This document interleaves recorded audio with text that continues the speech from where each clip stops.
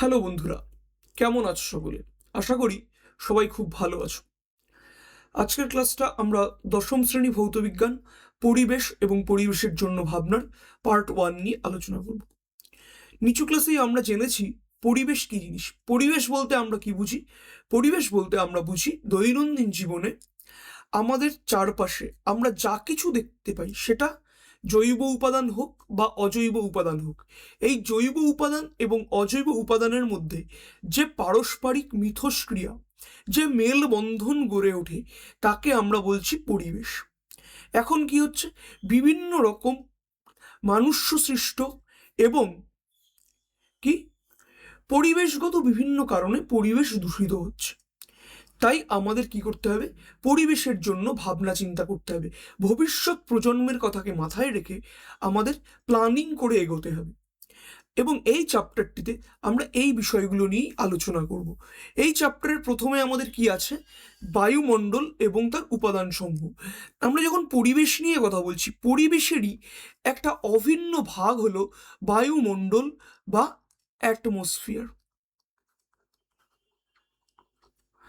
আমরা পৃথিবীতে বসবাস করি, তাহলে পৃথিবীতে যখন আমরা বসবাস করি, পৃথিবীতে বায়ুমণ্ডল আছে বলেই আমরা বসবাস করতে পারছি, আমরা জীবরা জীবিত থাকতে পারছি।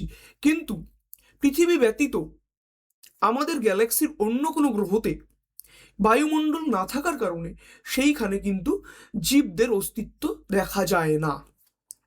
তাহলে বায়ুমণ্ডলের ডেফিনিশন কি বলছে? যে ভূপৃষ্ঠ থেকে প্রায় 1600 কিলোমিটার উচ্চতা পর্যন্ত যে গ্যাসীয় আবরণ বলয় আকারে পৃথিবীকে ঘিরে রেখেছে তাকে আমরা বায়ুমণ্ডল বলছি। আচ্ছা, নিউটন তার মহাকর্ষ সূত্রে কি বলছে? যে মহাকর্ষ বল এফ ইকুয়াল টু কি জি m1 m2 by R square. তাহলে এই মহাকর্ষ বল বা এই অভিকর্ষ বলের প্রভাবে, অর্থাৎ ফোর্স অফ গ্রাভিটির প্রভাবে কি হচ্ছে? যে কোনো বস্তুই আমরা পৃথিবীর উপর অবস্থান করতে পারছি। তাহলে এই পৃথিবী পৃষ্ঠ ছেড়ে বায়ুমণ্ডল সরে যাচ্ছে না কেন? কারণ পৃথিবীর একটা মধ্যাকর্ষণ বল রয়েছে। সেই জন্য পৃথিবীর চারদিকে কিন্তু এই বায়ুর আবরণ একটা বলয় আকারে ঘিরে ধরেছে। পৃথিবী কি? পৃথিবী আমাদের গোলক বা স্ফিয়ার বা গোলক। তাই পৃথিবীকে বলয় আকারে কি হচ্ছে? ফাঁপা গোলকের ন্যায়, ফাঁপা গোলকের ন্যায় বায়ুমণ্ডল কিন্তু ঘিরে ধরেছে। এইবার এই যে বায়ুমণ্ডল রয়েছে, এই বায়ুমণ্ডলের মূল উপাদান কি?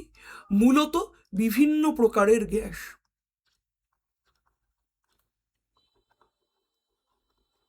এই বিভিন্ন গ্যাসই হলো কি বায়ুমণ্ডলের কিন্তু মূল উপাদান। তার মধ্যে কি আছে?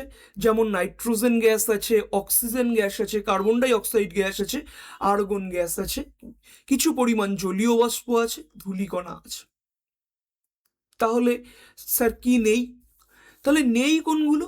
আমাদের নোবেল গ্যাস বা নিষ্ক্রিয় গ্যাসগুলো নেই। নিষ্ক্রিয় গ্যাসের মধ্যে কি আসছে? আমরা বলতে পারবো হিলিয়াম আমাদের বায়ুমণ্ডলে নেই, তারপর নিয়ন নেই, আর্গন কিছুটা আছে, জেনন, রেডন, এগুলো নেই। কেন নেই? এই গ্যাসগুলো কিন্তু পৃথিবীর সৃষ্টির সময় ছিল। পরবর্তীকালে পৃথিবী যখন উত্তপ্ত গোলক থেকে ধীরে ধীরে ধীরে ধীরে ঠান্ডা হয়ে বর্তমান সলিডিফিকেশন ঘটেছে, তখন এই গ্যাসগুলো কিন্তু মহাবিশ্বে বিলীন হয়ে গেছে। তাহলে বায়ুমণ্ডলের যে মূল উপাদান সমূহ, তার মধ্যে সব থেকে বেশি কে আছে? আমাদের নাইট্রোজেন গ্যাস আছে। 78.08% কিন্তু আমাদের কে আছে? Nitrogen gas. তারপর কি আছে? অক্সিজেন আছে 20.98% বা প্রায় 21%। এই অক্সিজেনের কারণেই আমরা প্রাণী জগৎ কি থাকছি? বেঁচে থাকতে পারছি। দেন আমাদের 0.93 বা নিয়ারলি অ্যাবাউট 1% আর্গন আছে। আর 0.03% কার্বন ডাই অক্সাইড এবং অন্যান্য গ্যাস সমূহ কিন্তু আছে। এইবার এই যে গ্যাস সমূহ আছে, এই গ্যাস সমূহ কেমনভাবে অবস্থান করছে, অর্থাৎ এই গ্যাস সমূহের কম্পোজিশনের রেসপেক্টে আমরা বায়ুমণ্ডলকে দুটো ভাগে ভাগ করতে পারি। একটাকে আমরা বলছি সমমণ্ডল, একটাকে বলছি বিষমমণ্ডল। নামের মধ্যেই লুকিয়ে আছে সমমণ্ডল বা হোমোস্ফিয়ার। মোটামুটি 0 থেকে 85 কিলোমিটার হাইট অবধি, অর্থাৎ ভূপৃষ্ঠ থেকে শুরু করে 85 কিলোমিটার উচ্চতা পর্যন্ত গ্যাসের কি হচ্ছে, বিভিন্ন রকম গ্যাস, যেমন নাইট্রোজেন গ্যাস বলো, অক্সিজেন গ্যাস বলো, কার্বন ডাই অক্সাইড গ্যাস বলো, এই যে গ্যাসগুলো আছে এদের ঘনত্ব প্রায় সমান, মানে কি প্রায় ইকুয়াল কম্পোজিশনে অবস্থান করে। তার জন্য একে আমরা বলছি কি হোমোস্ফিয়ার। কিন্তু 85 কিলোমিটারের উপরে যখনই চলে যাচ্ছি, গ্যাসীয় যে উপাদানগুলো আছে এদের ঘনত্ব কিন্তু প্রায় সেম থাকে না, ঘনত্বের মধ্যে ডিফারেন্স আসে। কোনো জায়গায় হয়তো অক্সিজেন একটু বেশি আছে, কোথাও হয়তো কার্বন ডাই অক্সাইড একটু বেশি আছে, কোথাও হয়তো নাইট্রোজেন গ্যাস একটু বেশি আছে। তাহলে এই রকম পরিস্থিতি যখন দেখা যায় তখন এই অঞ্চলটাকে আমরা বলছি বিষমমণ্ডল বা হেট্রোস্ফিয়ার। ওকে, নাও দেখো, একটা তো গেল উপাদানের অনুপাতের ভিত্তিতে।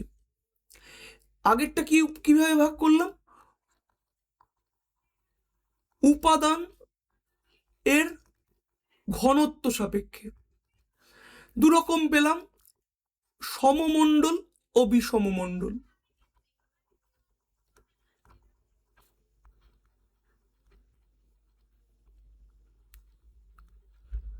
এবার কি উচ্চতার ভিত্তিতে এবং উষ্ণতার ভিত্তিতে আমরা ভাগ করছি।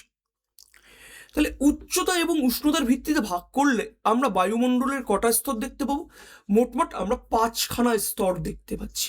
একদম নিচ থেকে উপরের দিকে গেলে দেখো 0 থেকে 12, তা 12 না বলে এটাকে অ্যাপ্রক্সিমেট 12 থেকে আমি 16 ধরে নিতে পারি।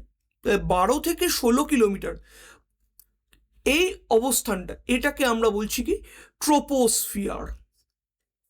Temperature on an average 15 degree centigrade থেকে শুরু করা হয়, মানে ভূপৃষ্ঠের কাছাকাছি অ্যাভারেজ টেম্পারেচার 15 ডিগ্রি সেন্টিগ্রেড, এবং ট্রপোস্ফিয়ারের উপরে পৌঁছে গেলে -60 ডিগ্রি সেন্টিগ্রেড টেম্পারেচার কিন্তু আমরা অ্যাচিভ করতে পারি। তার মানে ট্রপোস্ফিয়ারের একটা বৈশিষ্ট্য দেখেছো যে কি হয়েছে, যত আমি ভূপৃষ্ঠ থেকে উপরের দিকে যাচ্ছি উষ্ণতা কি হচ্ছে, কমতে থাকছে, এবং যখন হায়েস্ট পজিশনে পৌঁছাচ্ছি তখন উষ্ণতাটা হয়েছে -60 ডিগ্রি সি। এইবার দেখো স্ট্র্যাটোস্ফিয়ার, তাহলে মোটামুটি 12 থেকে 16 কিলোমিটার হাইট থেকে 45 থেকে 50 কিলোমিটার হাইট অবধি এই যে রিজিয়ন, এই রিজিয়নটাকে আমরা বলছি স্ট্র্যাটোস্ফিয়ার।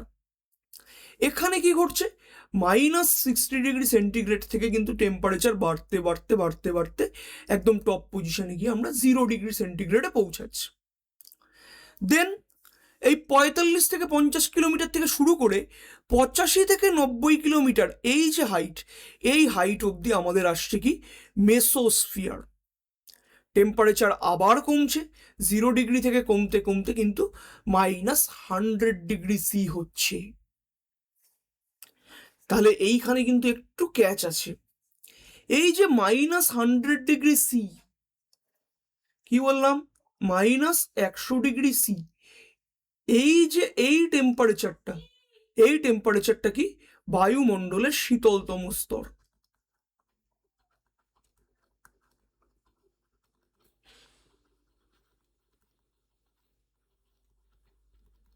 বায়ুমণ্ডলের শীতল স্তর, ঠিক আছে। তাহলে মেসোস্ফিয়ার হলো। এইবার 85 থেকে 90 কিলোমিটার, এইটা থেকে আরো যদি এই 500 কিলোমিটার উপরে উঠতে থাকি তাহলে আসবে কি থার্মোস্ফিয়ার। এবার কি হচ্ছে, টেম্পারেচার উচ্চতা বাড়ার সাথে সাথে কিন্তু বাড়ছে, তখন কি আসলো, আমাদের টেম্পারেচার কিন্তু -100 থেকে বেড়ে প্রায় 1200 ডিগ্রি সেন্টিগ্রেড হয়ে যাচ্ছে, রাইট। তারপর আমি যদি 500 কিলোমিটার থেকে প্রায় 1100 কিলোমিটার বা তারও অ্যাবভ যাই, তাহলে টেম্পারেচারটা কিন্তু 1200 ডিগ্রি সেন্টিগ্রেডেরও বেশি হচ্ছে। তাহলে থার্মোস্ফিয়ারের পরে আমাদের আসছে এক্সোস্ফিয়ার। তাহলে 5টা স্তর, ট্রোপোস্ফিয়ার, স্ট্র্যাটোস্ফিয়ার, মেসোস্ফিয়ার, থার্মোস্ফিয়ার এবং এক্সোস্ফিয়ার। এই এক্সোস্ফিয়ার অঞ্চলটায় কি থাকে, এত হাই টেম্পারেচার হওয়ার কারণে গ্যাস আয়নিত অবস্থায় থাকে। মানে কি, বাইরের থেকে ইলেকট্রনকে কিন্তু ছেড়ে দেয়। তাহলে এই জায়গাটা আশা করি তোমাদের কাছে একদম ক্লিয়ার হয়ে গেছে। এইবার আমাদের কি করতে হবে, এই প্রত্যেকটা স্তরের বৈশিষ্ট্য এবং বিশেষত্ব সম্পর্কে একটু পড়াশুনো করতে হবে। তাহলে দেখো, প্রথমে আসছে ট্রোপোস্ফিয়ার, বায়ুমণ্ডলের সব থেকে নিচের স্তর। এটা 0 থেকে 12 কিলোমিটার হাইট অব্দি আছে, এবং এইখানে আমাদের মোটামুটি কি প্রত্যেকটা গ্যাস বায়ুমণ্ডলের কিন্তু অবস্থান করে। তাহলে এই অঞ্চলটা জীব সকলের বেঁচে থাকার উপযোগী অঞ্চল।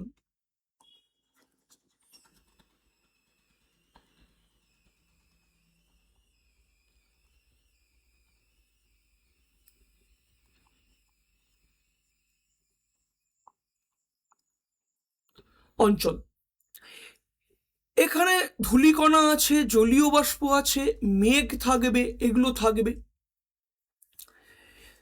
এই অঞ্চলে কি হয়, এই অঞ্চলে ঝড়, বৃষ্টি, বজ্রপাত, বিভিন্ন রকম প্রাকৃতিক ঘটনা, প্রাকৃতিক দুর্যোগ ঘটে। দেখো, যে মানুষটা রাগী, সে যখন রেগে যায় বা সে যখন ক্ষুব্ধ হয়ে যায়, বাড়ির মধ্যে কি চিল্লামিল্লি করে। তাহলে এই অঞ্চলটায় ঝড় বৃষ্টি হয়েই চলেছে, বজ্রপাত হচ্ছে, বজ্রপাতে লোকের মৃত্যু হচ্ছে, তাহলে কেমন যেন একটা চঞ্চলকর পরিবেশ। এই জন্য একে বলা হয় ক্ষুব্ধ মণ্ডল। একে আমরা নাম দেই ক্ষুব্ধ মণ্ডল। দেখো, ছবিতে একটা পাহাড়ের ছবি দেখিয়েছে, তাহলে পাহাড়ের উপরে কি থাকে, পাহাড়ের উপরে এই যে অঞ্চলটা, এইখানে আমাদের বরফাবৃত থাকে না। তাহলে পাহাড় বড় জোর কত, আমাদের মাউন্ট এভারেস্টের উচ্চতা কত, 8,848 কিলোমিটার।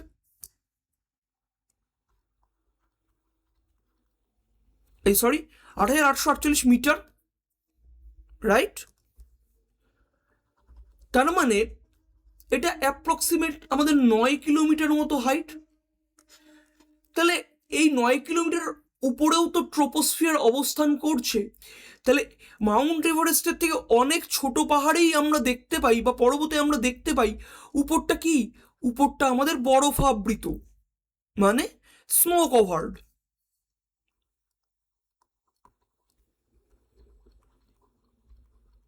তাই না? তাহলে এই বরফাবৃত অবস্থা হবার কারণ কি, এই বরফাবৃত অবস্থা হওয়ার কারণ হচ্ছে, মাথায় রাখতে হবে যে উচ্চতা বাড়লে, যত আমার উচ্চতা বাড়বে, আমি উচ্চতাকে এইচ দিয়ে বলছি, উচ্চতা হাইট বাড়লে উষ্ণতা টেম্পারেচার কি হয়ে যায়, লো হয়ে যায়, রাইট। তার মানে ট্রোপোস্ফিয়ারে কিন্তু একটা বিশেষ ঘটনা ঘটছে। কি ঘটছে, যে প্রতি 1 কিলোমিটার বা 1000 মিটার উচ্চতা যদি আমি বৃদ্ধি করি, তাহলে কি হচ্ছে, 6.5 ডিগ্রি করে উষ্ণতা আমাদের কমে যায়। এই ঘটনাটাকে আমরা কি বলি, এটাকে বলি নরমাল ল্যাপস রেট।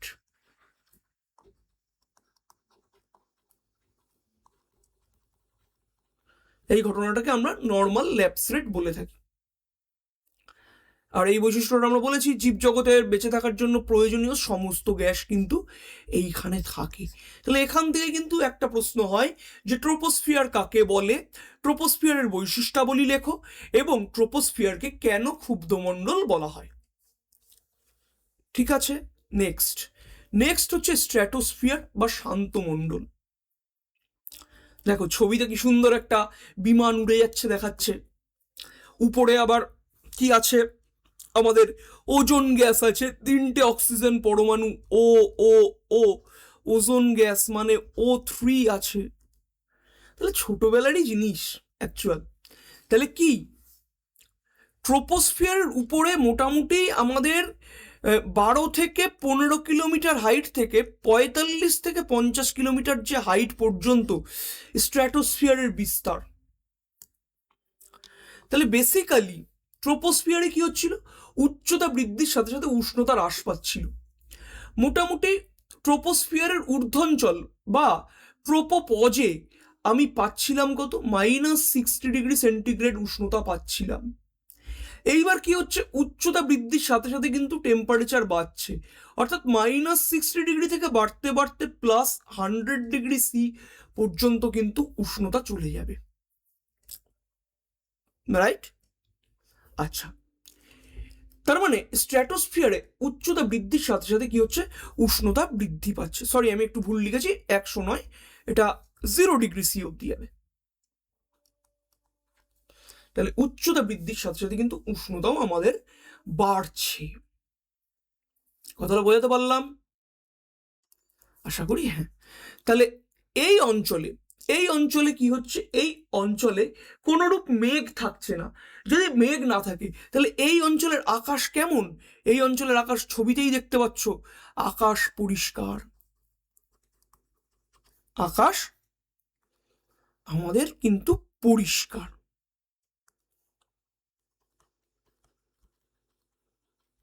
তাই না? আকাশ আমাদের পরিষ্কার।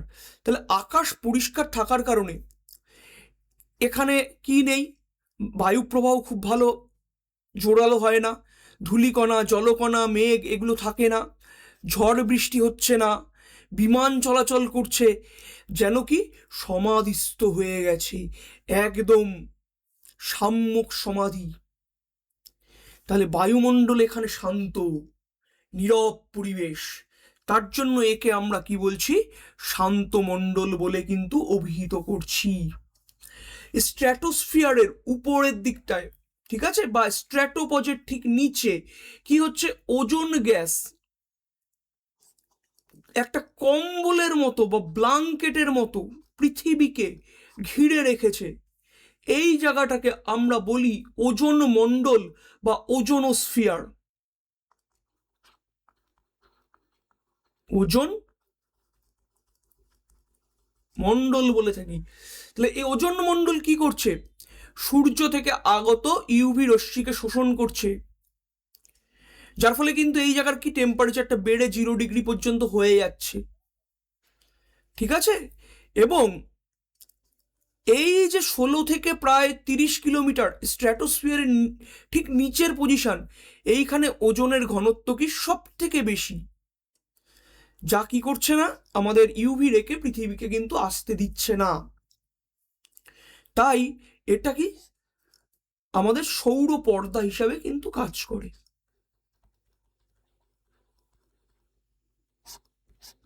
এই কথাগুলোকে কিন্তু আমাকে মাথায় রাখতে হবে। নাও নেক্সট, আচ্ছা, এই ওজোনোস্ফিয়ার নিয়ে যখন কথা বলছি, ওজোন গ্যাস বা O3 গ্যাসের ঘনত্ব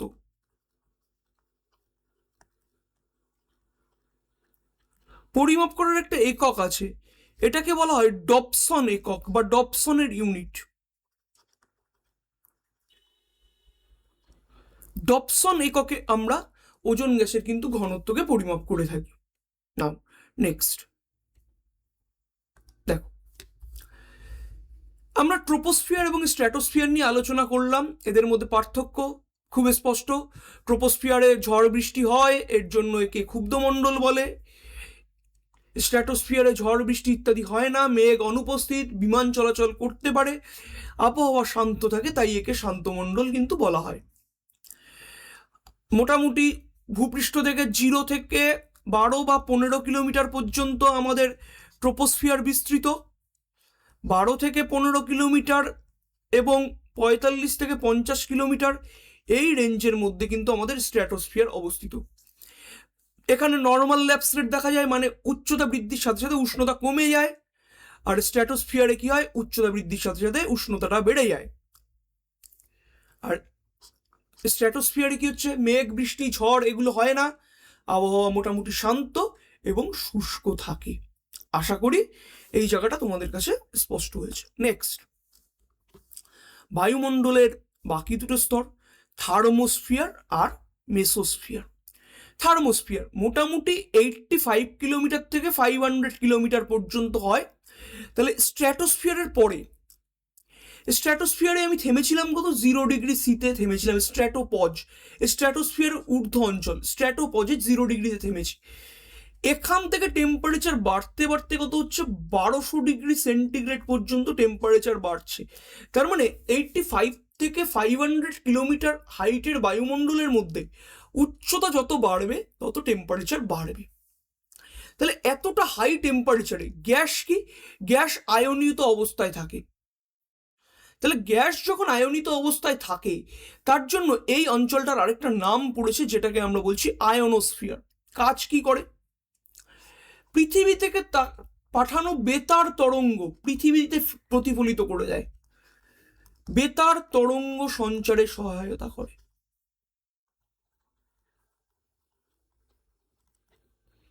ঠিক আছে, আমাদের রেডিও কমিউনিকেশন, যে আমরা টেলিভিশনিক কমিউনিকেশন দেখি, সেটা সম্ভব হচ্ছে কেবলমাত্র কিন্তু আয়নোস্ফিয়ারের জন্য।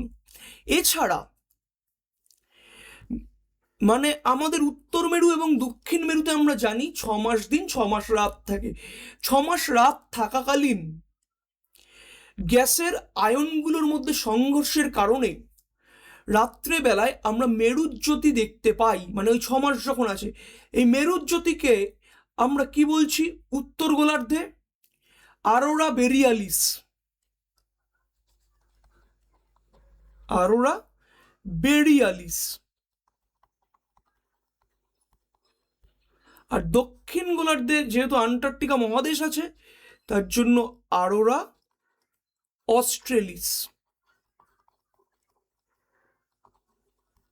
বা আন্টার্কটিকা মহাদেশ বলতে পারো, অস্ট্রেলিয়া মহাদেশ বলতে পারো, যেখানে আমরা আরোরা অস্ট্রেলিস কথাটা কিন্তু মাথায় রাখবো। উত্তর গোলার্ধে আরোরা বেরিয়ালিস, দক্ষিণ গোলার্ধে আরোরা অস্ট্রেলিস। দেন আসছে এক্সোস্ফিয়ার। দেখো এক্সোস্ফিয়ার, থার্মোস্ফিয়ারের কথা বললাম, আমি বলতে ভুলে গেছিলাম মেসোস্ফিয়ারটা। মেসোস্ফিয়ারটা কত, 50 থেকে 85 কিলোমিটার, বায়ুমণ্ডলের মোটামুটি শীতলতম স্থান, -92 থেকে -100 ডিগ্রি সেন্টিগ্রেড টেম্পারেচার থাকে। এখানে উল্কাপিণ্ডরা পুড়ে ছাই হয়ে যায়। যে মহাজাগতিক যে উল্কাপিণ্ড, সেটা মেসোস্ফিয়ারে প্রবেশ করলে আমাদের তার অস্তিত্ব থাকে না। নেক্সট এক্সোস্ফিয়ার, বায়ুমণ্ডলের সর্বশেষ স্তর, মোটামুটি 500 কিলোমিটার থেকে 1100 কিলোমিটার পর্যন্ত থাকে। ঘনত্বটা খুবই কম, টেম্পারেচার 1200 ডিগ্রির থেকেও বেশি হয়। হিলিয়াম এবং হাইড্রোজেন গ্যাস থাকে। কৃত্রিম উপগ্রহগুলো এই অঞ্চলে কিন্তু পৃথিবীকে প্রদক্ষিণ করে। ইন্টারন্যাশনাল স্পেস স্টেশন এই এক্সোস্ফিয়ার অঞ্চলেই কিন্তু অবস্থিত। বায়ুমণ্ডলের গুরুত্ব কি, বায়ুমণ্ডলের একটা প্রধান উপাদান অক্সিজেন, জীবজগতের বেঁচে থাকার জন্য খুবই প্রয়োজনীয়। তারপর কি, তাপমাত্রা নিয়ন্ত্রণ করে, ক্ষতিকারক ইউভি রশ্মি উল্কাপাত থেকে পৃথিবীকে কিন্তু রক্ষা করে। তাহলে এই কথাগুলো কিন্তু আমাদের কাছে স্পষ্ট হয়। নেক্সট আসছে তাপ সঞ্চালন এবং ঝড়, বা এটাকে আমরা বলতে পারি পরিচালন স্রোত। কি বলতে পারি, পরিচালন স্রোত। বেসিক্যালি কি হয় একটু আমরা পর্যালোচনা করবো। দেখো তার আগে আমি একটা পেজ নিয়ে নেই, নতুন ফ্রেশ পেজ। কই,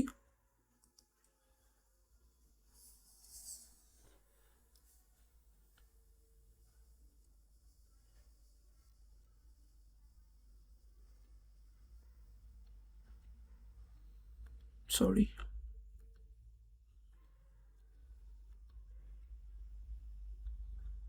ওকে, আর ঠিক আছে, আমি অসুবিধা নেই, আমি একটু ছোট করে এখানেই বুঝিয়ে দিচ্ছি।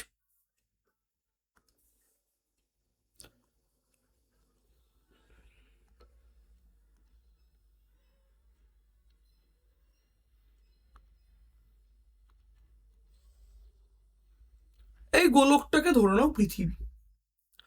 তাহলে এটাকে যদি আমি পৃথিবী মনে করি, তাহলে কয়েকটা জিনিস একটু ভাবতে হবে।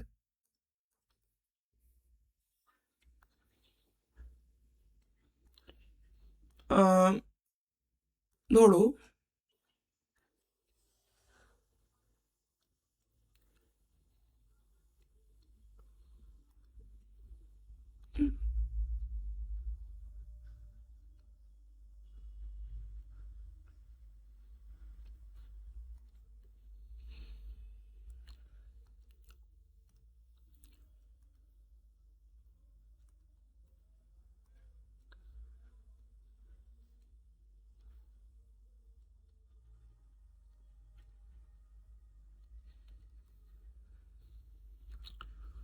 সরি,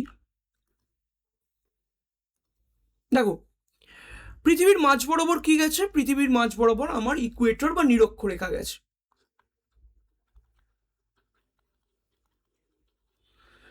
তাহলে তারপরে আমার কর্কট ক্রান্তি রেখা আছে, নিচে আমার মকর ক্রান্তি রেখা আছে, সুমেরু বৃত্ত রেখা আছে, কুমেরু বৃত্ত রেখা আছে। তাহলে এগুলো বেসিক্যালি আমাদের কি করছে? পৃথিবীকে কতগুলো জোনে ভাগ করে দিচ্ছে, তাই না? তাহলে পৃথিবীকে কতগুলো জোনে যদি ভাগ করে, নিরক্ষরেখার বোথ সাইডে এই জায়গাটা, নিরক্ষরেখার আমরা যখন বোথ সাইডে পৌঁছাচ্ছি, এই জায়গাটা, এই জায়গায় কি হয়? সূর্যের আলো সারা বছর প্রায় লম্বভাবেই পড়ে। তার ফলে এই জায়গায় কি হচ্ছে? এই জায়গায় কিন্তু টেম্পারেচার হাই। টেম্পারেচার হাই যখন, যেখানকার টেম্পারেচার খুব বেড়ে যায় সেখানকার কিন্তু বায়ুর চাপ কমে যায়, প্রেশার লো হয়ে যায়। এরপরের জোনটা কি আসছে? নাতিশীতোষ্ণ বেল্ট বা নাতিশীতোষ্ণ অঞ্চল। তাহলে এই নাতিশীতোষ্ণ অঞ্চলে কি হচ্ছে? টেম্পারেচার তুলনামূলক কম, তাহলে প্রেশার কি বা বায়ুর চাপ কি? হাই। তার মানে কোনো জায়গায় কোনো অঞ্চলের যদি বায়ু হঠাৎ উত্তপ্ত হয়ে যায়, উত্তপ্ত হয়ে গেলে কি হবে? বায়ু হালকা হয়ে যাবে। তাহলে বায়ু হালকা হলে সে কি হবে? উপরের দিকে উঠতে শুরু করবে। তাহলে যখন বায়ু হালকা হয়ে উপরে উঠছে, নিচে কি হচ্ছে? শূন্যস্থান তৈরি করছে।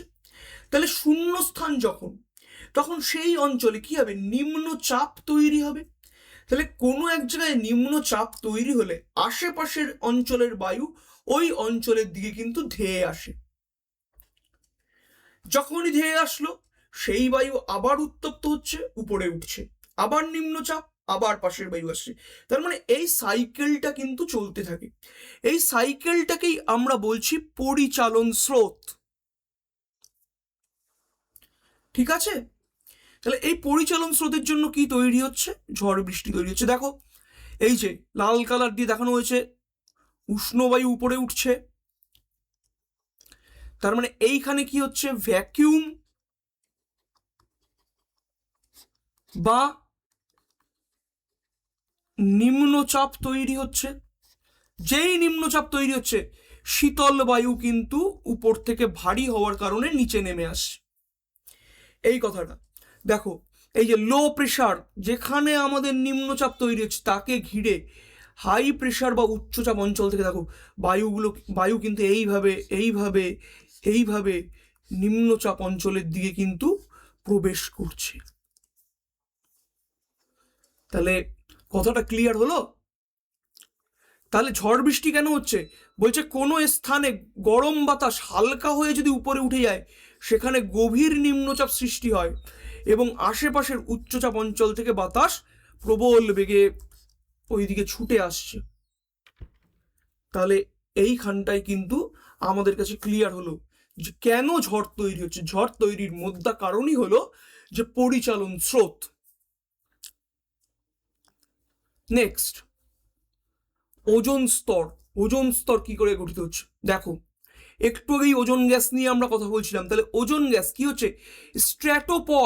স্ট্র্যাটোপজের নিচে, স্ট্র্যাটোস্ফিয়ার অঞ্চলে 16 থেকে 30 কিলোমিটার পর্যন্ত ওজোন গ্যাসের ঘনত্ব অনেক বেশি থাকে। এটাকে আমরা বলছিলাম ওজোনোস্ফিয়ার। তাহলে এইখানে ওজোন গ্যাস এর ঘনত্ব মাপা হবে কিসে? ডপসন ইউনিটে বা ডিইউতে মাপা হয় বললাম। দেখো ছবির মধ্যে দেখানো হচ্ছে, খুব ইম্পর্টেন্ট এবং ইন্টারেস্টিং জায়গা। একটা অক্সিজেন পরমাণু, দুটো অক্সিজেন পরমাণু, এদের মধ্যে কি আছে? ডবল বন্ড আছে, ও ডবল বন্ড ও। তাহলে এটা কি? এটা হচ্ছে আমাদের অক্সিজেন অণু। এর মধ্যে যখন আমার ইউভি লাইট বা অতি বেগুনি রশ্মি এসে পড়ছে, তখন কি হচ্ছে? এই অক্সিজেন অণুর এই ডবল বন্ড ভেঙে যাচ্ছে, দুটো অক্সিজেন পরমাণু তৈরি করছে।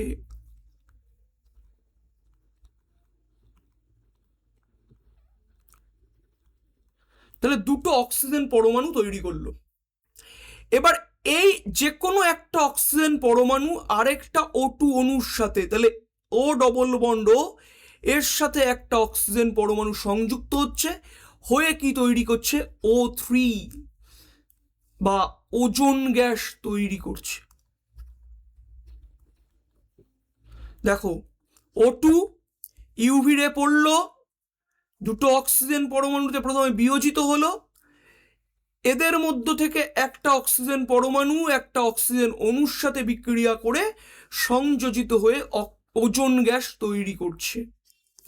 এই ঘটনাটা কিন্তু ওজোন স্তরে ঘটে, কন্টিনিউয়াস করতে থাকে, যার ফলে কি পৃথিবীকে ঘিরে স্ট্র্যাটোস্ফিয়ারের ঊর্ধ্বাঞ্চলে ওজোন স্তরের একটা বড় মুখ বা একটা ব্ল্যাঙ্কেটের মতো ঘিরে ধরেছে, যার ফলে কি অতিবেগুনি রশ্মি কিন্তু পৃথিবীতে এসে পৌঁছাতে পারছে না, যা জীব জগতের কিন্তু সমূহ ক্ষতি হতো না হলে যদি পৌঁছাতো। তাহলে নেক্সট দেখো, কিন্তু কি হচ্ছে, আমরা মানুষরা তো অপদার্থ, তার জন্য কি করছি, আমরা কার্বন ডাই অক্সাইড গ্যাস প্রকৃতিতে বেশি করে ছাড়ছি, আমরা মিথেন গ্যাস প্রকৃতিতে খুব বেশি করে ছাড়ছি, আমরা সিএফসি গ্যাস প্রকৃতিতে খুব বেশি করে ছাড়ছি, আমরা NO2 গ্যাস প্রকৃতিতে খুব বেশি করে ছাড়ছি।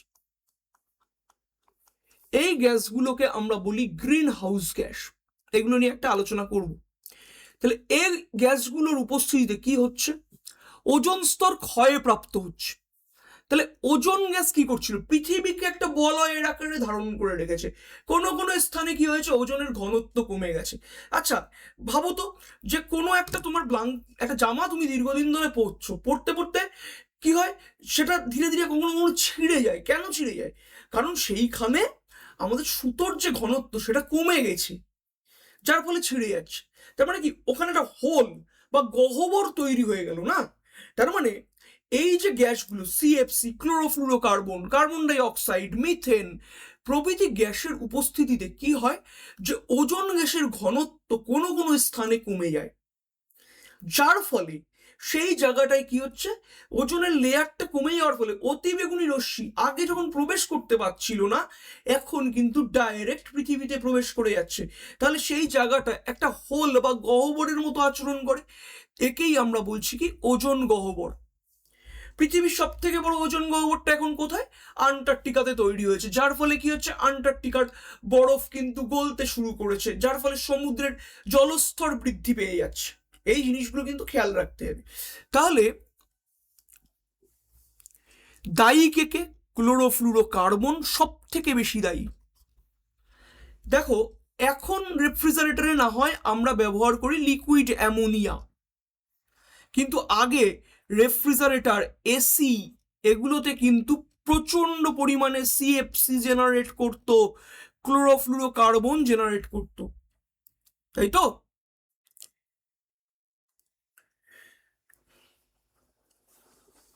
দেখো, বেসিক্যালি ওজোন স্তর ধ্বংসতে সিএফসি, ক্লোরোফ্লুরোকার্বন বা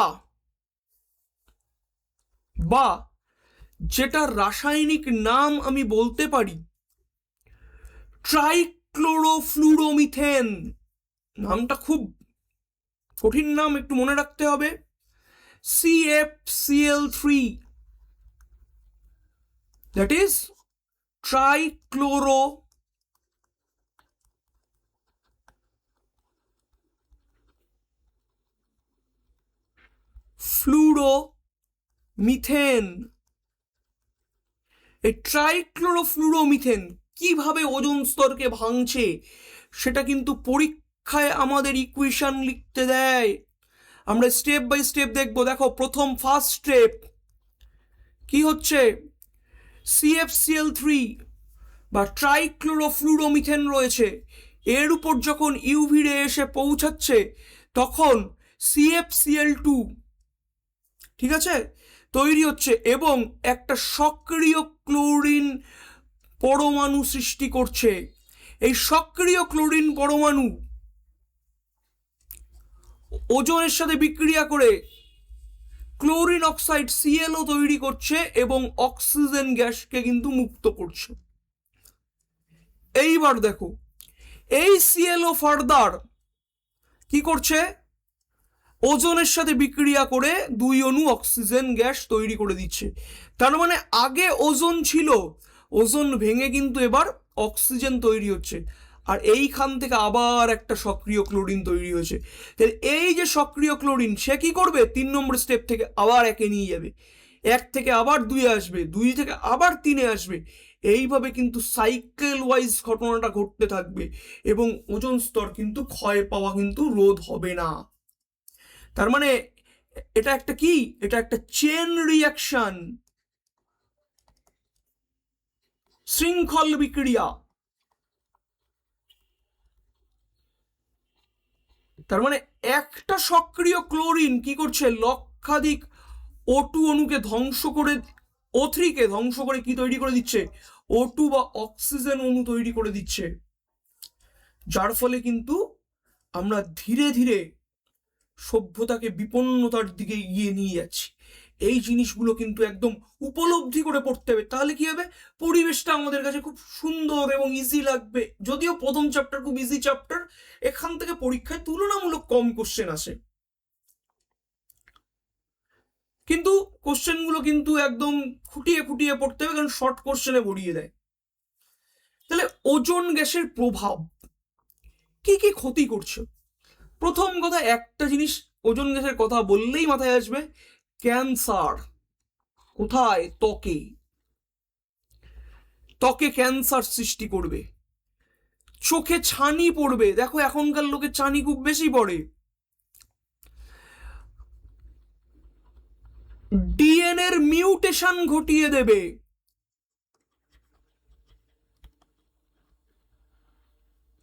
তারপর কি, সালোক সংশ্লেষ পদ্ধতি ব্যাহত করবে, শস্যের ফলন নষ্ট করবে, পাতাকে নষ্ট করে দেবে। এই দেখো পাতা বিভিন্ন জায়গায় আমরা এখন প্রায়ই দেখতে পাই গাছে এরকম পাতাগুলো ক্ষয়প্রাপ্ত হয়ে যাচ্ছে, পাতার বর্ণ উড়ে যাচ্ছে, ঠিক আছে, বেসিক্যালি ক্লোরোসিস হচ্ছে। এই জিনিসগুলো ঘটছে কিন্তু ওজোন গ্যাসের প্রভাবেই, মানে ওজোন গ্যাস কমে যাওয়ার কারণে, ওজোন হোলের ফলে ইউভি রে থেকে হচ্ছে। আর কি, বিশ্ব উষ্ণায়ন ঘটবে। তাহলে ওজোন গ্যাস হ্রাসের ফলে কিন্তু আমাদের পরিবেশে এই রকম অন্যান্য অনেক ঘটনা ঘটতে থাকে। এই জিনিসটা কিন্তু ইম্পর্টেন্ট। দেখো এই ওজোন যে হোল ক্রিয়েশনের ফলে যে প্রকৃতির ক্ষতি হচ্ছে, এই প্রকৃতির ক্ষতি তো দেখো পরিবেশ বান্ধব, পরিবেশ সচেতন ব্যক্তিবর্গ চায় না। তাহলে বিভিন্ন সময় কি হচ্ছে, যে এনভায়রনমেন্টাল সায়েন্টিস্টরা বা প্রকৃতিবিদরা কি করছে, যে তাদের বিভিন্ন মিটিং করছে। এইরকমই একটা মিটিং করা হয়েছিল কানাডার মন্ট্রিল শহরে 1987 সালে। বহুদেশীয় চুক্তির মাধ্যমে বলা হয়েছে যে ওজোন স্তর রক্ষার জন্য সিএফসি ব্যবহারটাকে কিন্তু ধীরে ধীরে নিষিদ্ধ করতে হবে। 1995 সাল, এই 1995 সালের মধ্যে বলা হয়েছে যে সিএফসির যে ব্যবহার এটাকে 50% কমাতে হবে এবং 2000 সাল আসতে আসতে সিএফসি কে কমপ্লিটলি ব্যান করে দিতে হবে। এই কথাগুলো বলা হয়েছিল। অন্যান্য গ্রিনহাউস গ্যাসের প্রভাব কমানোর কথা বলা হয়েছিল বিকল্প জ্বালানির ব্যবহারের কথা বলা হয়েছিল, যে গ্রিন এনার্জির কথা। এই গ্রিন এনার্জি নিয়ে আমরা পরবর্তী ক্লাসে কিন্তু ইন ডিটেলস আলোচনা করব। নেক্সট, গ্রিন হাউস এফেক্ট, খুব ভালো জিনিস। দেখো গ্রিন হাউস এফেক্ট এটা বেসিক্যালি কি, আগে বুঝবো গ্রিন হাউস কি জিনিস, সবুজ ঘর কি জিনিস। দেখো আমরা কোন অঞ্চলে বসবাস করি, আমরা ক্রান্তীয় অঞ্চলে বসবাস করি, কারণ অক্ষরেখার উভয় পাশে 23.5 ডিগ্রি উত্তর এবং 23.5 ডিগ্রি দক্ষিণ, মানে কর্কট ক্রান্তি রেখা থেকে শুরু করে মকর ক্রান্তি রেখা পর্যন্ত যে অঞ্চল, এটাকে আমরা ক্রান্তীয় অঞ্চল বলে থাকি। এই অঞ্চলে মোরাললেস সারা বছর কি হয়, সূর্যরশ্মি কিন্তু লম্বভাবে পড়ে, তাই এই অঞ্চলের উষ্ণতা বেশি থাকে। কিন্তু সাইবেরিয়ার কথা ভাবো, গ্রিনল্যান্ডের কথা ভাবো, রাশিয়ার কথা ভাবো, তারপর অস্ট্রেলিয়ার কথা ভাবো, এই অঞ্চলগুলো কিন্তু আমাদের নাতিশীতোষ্ণ অঞ্চল এবং ক্রান্তি মরু অঞ্চলের মধ্যে অবস্থান করে। তাহলে এখানে সূর্যরশ্মি কিন্তু তির্যকভাবে পড়ে। তাহলে সূর্যরশ্মি এই সকল অঞ্চলে যখন তির্যকভাবে পড়ছে, তার ফলে এইখানে উদ্ভিদ সকল বেঁচে থাকার জন্য প্রয়োজনীয় কিন্তু তাপ সংরক্ষণ করতে পারে না। তাই এখানে সবজি চাষ, ফুল চাষ, এগুলোকে কি করা হয়, কাঁচের ঘরের মধ্যে করা হয়। কাঁচের বিশেষ ঘরে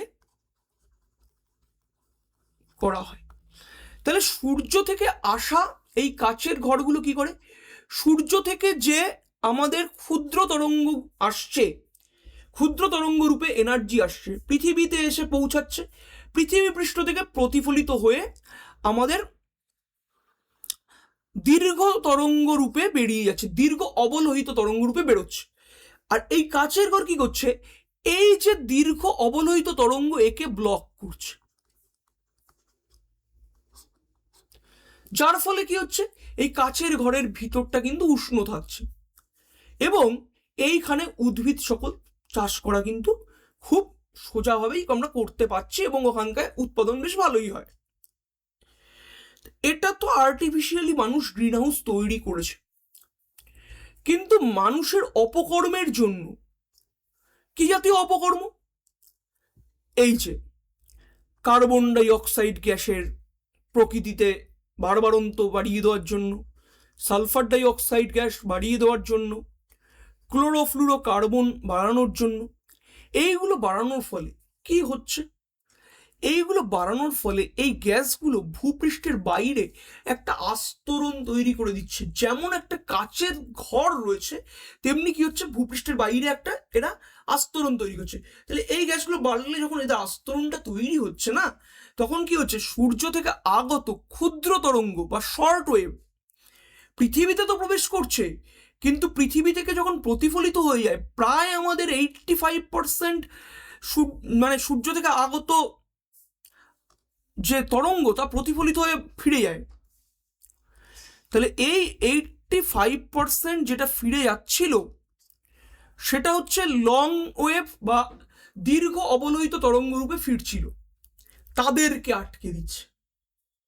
তাহলে তাদেরকে আটকে দিলে কি হচ্ছে, পৃথিবীর উষ্ণতা কিন্তু ধীরে ধীরে বাড়ছে এবং এটা অনেকটা গ্রিন হাউসের মতোই বলে এটাকে কি বলা হয়, গ্রিন হাউস এফেক্ট বলা হয়। এবং এর ফলে কি হচ্ছে, পৃথিবীর উষ্ণতা বৃদ্ধি পাচ্ছে, একে আমরা বলছি বিশ্ব উষ্ণায়ন। যদি এই ঘটনাটা না ঘটতো, গ্রিন হাউস এফেক্টের একটা উপকারিতাও আছে। যদি গ্রিন হাউস এফেক্ট, বাতাসে কার্বন ডাই অক্সাইড গ্যাস এগুলো কিছু পরিমাণ হলেও না থাকতো, তাহলে পৃথিবীর কিন্তু টেম্পারেচার কমে -30 হতো, জীবের বেঁচে থাকা কিন্তু সম্ভব হতো না।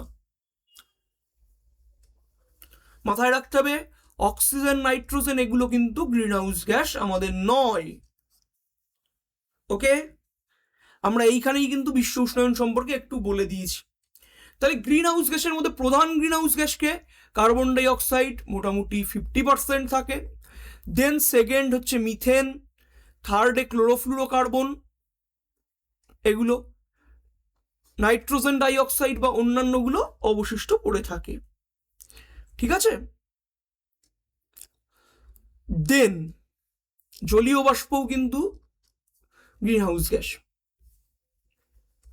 তাহলে কার্বন ডাই অক্সাইড গ্যাসের প্রধান উৎস কি, বিভিন্ন রকম জীবাশ্ম জ্বালানি, আমরা গাড়ির জ্বালানি ব্যবহার করি, কয়লা পোড়াই এগুলো, তারপর অরণ্য উচ্ছেদন মানে বসতি বাড়ি গড়ে তোলার জন্য বন কেটে ফেলা, এইগুলো। CH4 কার্বন ডাই অক্সাইডের থেকে কিন্তু 25 গুণ বেশি গ্রিন হাউস এফেক্টের জন্য দায়ী, কিন্তু পরিমাণটা কম, তার জন্য এ প্রধান গ্রিনহাউস গ্যাস নয়। জেনারেলি পচা জলাভূমি, তারপর হচ্ছে আমরা বলতে পারি বায়োগ্যাস প্লান্ট,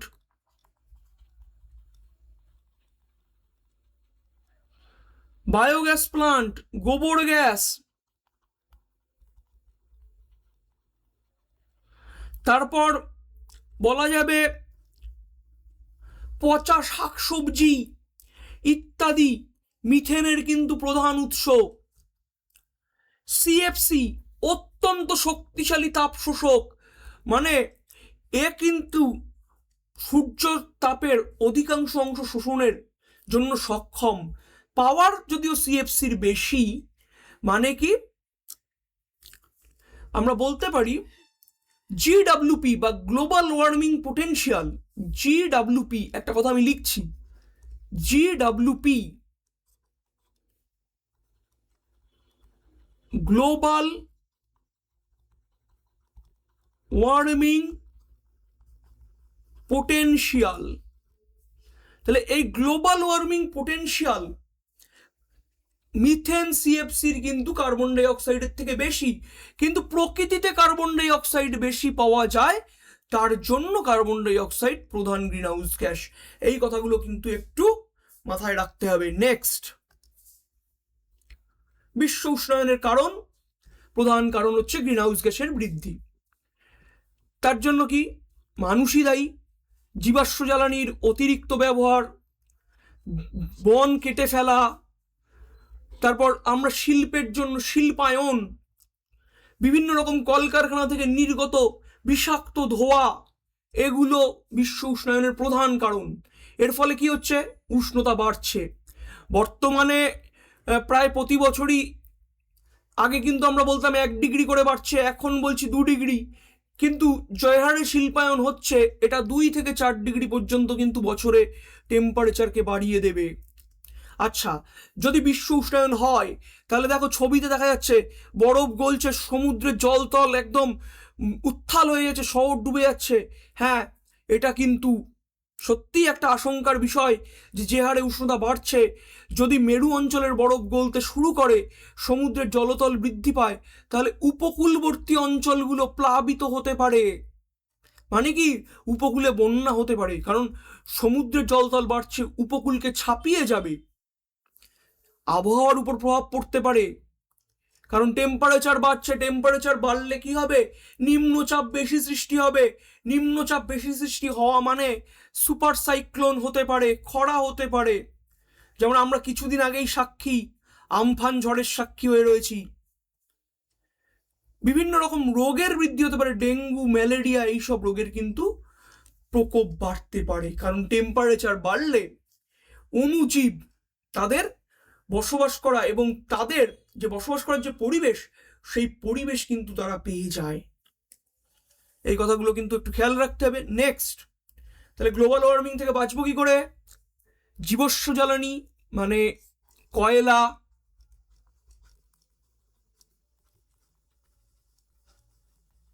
পেট্রোলিয়াম, এগুলোর ব্যবহার কমাতে হবে। তাহলে বিকল্প জ্বালানি ব্যবহার করতে হবে। কি কি? সৌর জ্বালানি, বায়ু শক্তি, জোয়ার ভাটা শক্তি, ভূতাপ শক্তি, এগুলো ব্যবহার করতে হবে। বায়ুতে অক্সিজেনের পরিমাণ বাড়াতে হবে। তার জন্য কি করব? গাছ কাটবো না গাছ লাগাবো? অবশ্যই গাছ লাগাতে হবে। সিএফসির ব্যবহার করা যাবে না। এই কারণেই তো বললাম যে বর্তমান যে মার্কেটে ফ্রিজ বেশি আসে, এগুলোতে লিকুইড অ্যামোনিয়া ব্যবহার করা হয়, সিএফসি এখন আর ব্যবহার করা হয় না। রাসায়নিক সারের ব্যবহারকে কমাতে হবে। সব থেকে বড় কথা, যদি আমরাই সচেতন না হলাম তাহলে এত পড়াশুনো করে কি লাভ? জনসচেতনতা বৃদ্ধি করতে হবে। কৃষির যে পদ্ধতি, এই পদ্ধতিতেও কিন্তু বিভিন্ন রকম পরিবর্তন আনতে হবে, তবে আমরা গ্লোবাল ওয়ার্মিং তো বন্ধ করতে পারবো না, কিন্তু কিছুটা নিয়ন্ত্রণে আনতে পারবো। আচ্ছা, পরের দিনকে আমরা সাস্টেনেবল ডেভেলপমেন্ট, অর্থাৎ আমরা এই অপ্রচলিত শক্তিগুলো সম্পর্কে পড়ব। ঠিক আছে? বা স্থিতিশীল উন্নয়ন, এই বিষয়গুলো নিয়ে পর্যালোচনা করব। আর একটা ক্লাসে আমাদের এই পরিবেশের জন্য ভাবনা চ্যাপ্টারটা শেষ হবে। তাহলে আজকে আমরা এখানে শেষ করছি।